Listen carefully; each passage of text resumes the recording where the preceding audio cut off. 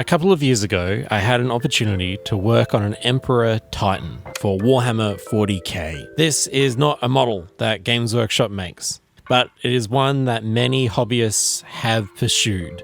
And it's a huge undertaking because, well, it's really bloody big. My friend Alphonse did the hard work, all the engineering and machining to get it made, and I just got to do the fun bit, which is add all the little greebles and help with all the details and then paint it a bit at the end. And now it's returned to my studio, so I think we're going to use it to play some games. It just might need a little bit of love first. That's for support, right, that one? Yeah, that's all the support. And then you can level the top. See how that's moving now? Yeah. You're an engineer, Al. No, none of that. I'll just square that.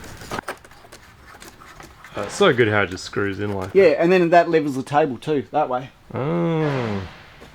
This model has had a few iterations since maybe some of you have seen it last, and it's got a lot of secrets too.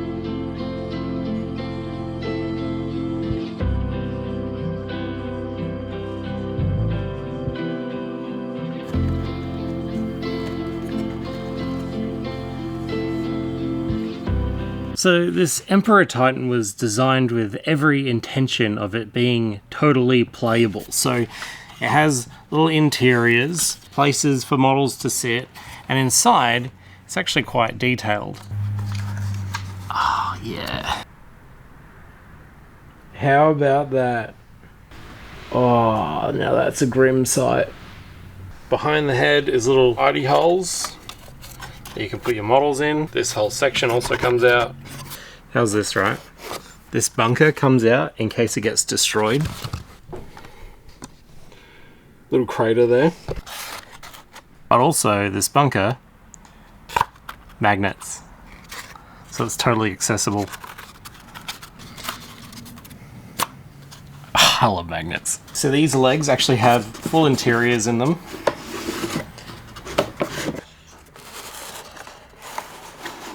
Right, isn't that cool? Obviously the back as well. Super dusty back here, but we'll give it a clean. Alright, up we go. Come with me.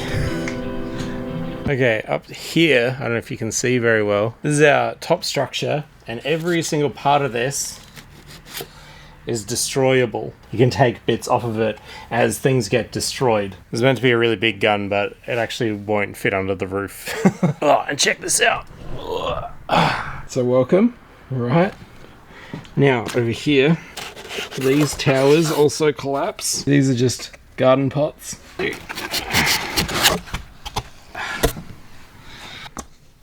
This one's got a pool table in it. And this is maybe the most important room of all. Isn't that great? Because this has been stored under a house, bits of it have chipped off, but we did build it quite well to start with, so it is just mostly dusty and then a couple of stray bits, but nothing that can't be fixed with a bit of glue.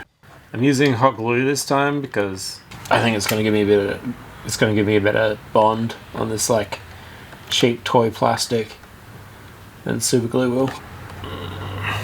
It's okay, we'll paint over it. Cool. What else we got? We're kind of running out of bits, so it's not a great sign. Well, that's pretty good. Okay, so the reason why I dragged this Titan out of storage has been we've been playing one-page rules, which is a super generic Warhammer alternative that's really bloody boring in terms of flavor, and you have to 100% inject your own. But I think if we bring a Titan in, there's going to be a lot of flavor. We're playing skirmish size, which would be perfect to navigate this Titan with. It's all designed to be played with, but we don't really have very many games to actually do that. It's also got a secret all the way up here. You can make a game in that, right? Yeah. Where there's a Minotaur, like not like the bull Minotaur, but something called a Minotaur, and then like a I don't know whether it's like a slinky or a snake or something like that with horns or whatever on it. Yeah. But the game is, the body moves around, right?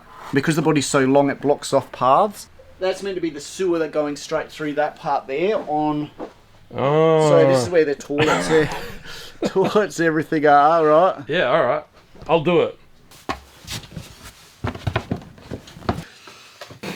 So this comes away. The top of the Titan isn't as detailed as the rest of it, and that's because, well, I wasn't around. Al had to finish this alone. I was busy traveling, and I'd like to finish the job because right now it's a very, very strong foundation, but the majority of the texture is just raw EVA, and I think we can do a little bit better, especially with the new skills that we have. We have some leftover goop from yesterday. Let's top that up. All right. Texture paste. This will add body, and this will hide the yoga mat texture. Today was one of those like super intense days that like you're doing lots and lots of stuff and none of it is hobby related, and then you want to do your hobby and you're really, really tired, but like you want to do it anyway. I'm going to add the smallest amount of sand in this too. Don't ask me why it's green, I don't know. It's not special sand. Well, it might be, but it's never been special to me. That sounds really mean.